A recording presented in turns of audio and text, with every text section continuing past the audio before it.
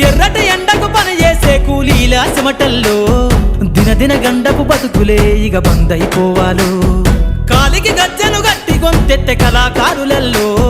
పార్లమెంటుకు పంపే పాటల బాణిని గట్టాలో అసువులు బాసిన అమరుల ఆశయ సాధనలే రేపటి బహుజన రాజ్యంలో కల నిజమైపోవాలో ఉద్యమాల నేల పైన మరో యుద్ధమే చెయ్యాలో